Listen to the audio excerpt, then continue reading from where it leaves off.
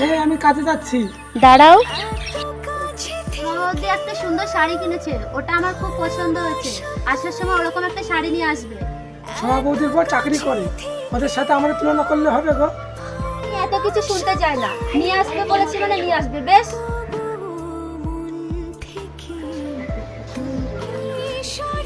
তোমার জন্য একটা সারপ্রাইজ এনেছি। এনেছো? এই দেখো, কি এটা? একটা শাড়ি এনেছি, পছন্দ করে। 2 টাকা সস্তা শাড়ি? তোমাকে না আমি বলেছিলাম সমাবতীর শাড়ির মতো শাড়ি আনতে।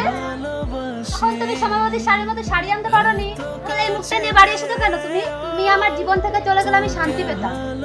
তোমাকে বিয়ে করে আমার পুরো জীবনটাই বরবাদ হয়ে গেছে। পুরো জীবন নষ্ট করে দিয়েছো আমার। একজন প্রকৃত নারীর অলংকার সুন্দর শাড়ি নয়, স্বামীর স্বভাব হওয়া উচিত।